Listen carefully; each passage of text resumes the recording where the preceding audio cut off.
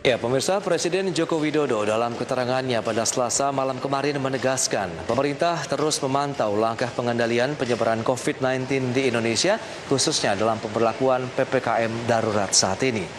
Namun demikian, Presiden Jokowi juga menyatakan tidak menutup kemungkinan pembatasan sosial akan dilonggarkan, khususnya yang terkait dengan kegiatan-kegiatan ekonomi masyarakat. Ya, selengkapnya kita akan simak dalam infografik berikut ini. Ya, seperti yang bisa Anda saksikan di layar televisi Anda, ini adalah pernyataan dari Presiden Joko Widodo yang menyebutkan bahwa jika kasus harian terus menurun, maka pemerintah akan membuka sektor ekonomi masyarakat secara bertahap mulai tanggal 26 Juli 2021. Ya, adapun pembukaan sektor ekonomi tersebut antara lain seperti yang bisa Anda saksikan, ada pasar tradisional yang menjual kebutuhan pokok beroperasi hingga pukul 20.00 dengan kapasitas pengunjung sebesar 50%. Kemudian pasar tradisional yang tidak menjual kebutuhan pokok beroperasi hingga pukul 15.00 dengan kapasitas pengunjung 50%. Adapun PKL, kemudian toko kelontong, pangkas rambut, cucian kendaraan hingga usaha kecil lainnya yang sejenis diperbolehkan beroperasi hingga pukul 21.00 waktu Indonesia Barat.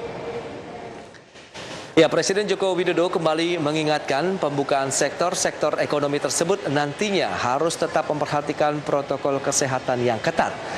Masyarakat pun diminta untuk saling bekerja sama dalam menuntaskan PPKM darurat dengan tujuan menekan penyebaran dan laju penambahan kasus COVID-19. Ya, selain meminta peran aktif dari masyarakat, Presiden Joko Widodo juga menekankan pentingnya peran kepala daerah dalam penanganan dan penekanan penyebaran COVID-19 di daerahnya. Untuk itu, Presiden pun memberikan sejumlah arahan kepada kepala daerah terkait hal tersebut. Dan apa saja sih? Kita akan simak selengkapnya dalam infografik selanjutnya. Ya, seperti yang bisa Anda saksikan di layar televisi Anda, ini adalah arahan Presiden kepada kepala daerah terkait dengan penerapan PPKM darurat yang diperpanjang, di mana kepala daerah harus fokus menangani COVID-19 dan ekonomi. Kemudian, kemungkinan rumah sakit kolaps untuk menghadapi penambahan pasien. Penerapan protokol kesehatan dan vaksinasi yang dilihat ini adalah penyiapan tempat isolasi yang juga perlu dilakukan di daerah atau kelurahan. Kemudian penyiapan rumah sakit cadangan serta percepatan penyaluran bantuan sosial. Ya, terkait dengan dana bansos COVID-19 yang belum tersalurkan, Presiden Jokowi mencontohkan anggaran UMKM yang sebesar 13,3 triliun rupiah dan baru terpakai sekitar 2,3 triliun rupiah. Presiden juga mencontohkan dana anggaran perlindungan sosial sebesar 12,1 triliun rupiah dan baru terpakai sekitar 2,3 triliun rupiah. Dalam pertemuan secara virtual dengan para kepala daerah, Presiden Joko Widodo juga menegaskan percepatan anggaran sangat dinantikan oleh masyarakat. Dan jika berbicara tentang anggaran untuk penanganan COVID-19, tentu juga tidak lepas dari sejumlah insentif yang diberikan pemerintah di masa PPKM darurat saat ini. Lantas, apa saja insentif yang sudah diberikan oleh pemerintah tersebut? Kita akan simak kembali dalam infografik berikut ini. Ya, ini adalah insentif-insentif yang sudah diberikan oleh pemerintah ya selama penerapan dari PPKM darurat. Kita lihat ada bantuan sosial tunai, kemudian ada perpanjangan stimulus listrik, bantuan langsung tunai desa, kemudian bantuan sosial UMKM, dan program keluarga harapan serta kartu sembako.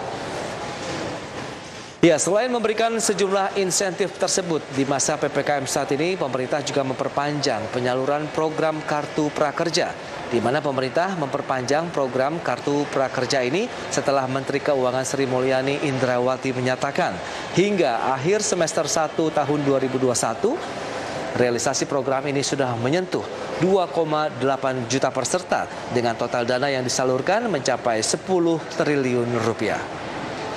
Ya, Sri Mulyani menambahkan perpanjangan program ini merupakan bentuk dukungan dari APBN dalam merespon kondisi pandemi COVID-19 di masa pemberlakuan PPKM darurat. Adapun program-program yang telah diuraikan tadi merupakan bagian dari alokasi dana pemulihan ekonomi nasional atau PEN. Dan kita tentu berharap langkah-langkah antisipatif tersebut terhadap penyebaran COVID-19 saat ini bisa dengan maksimal menekan jumlah kasus positif di Indonesia. Sehingga target-target pemulihan ekonomi yang sudah ditetapkan bisa dicapai dengan baik. Baik pemirsa, demikian informasi kami terkait dengan penerapan dari PPKM darurat. Jangan beranjak dari tempat Anda, kami masih akan kembali dengan segmen ID Extend.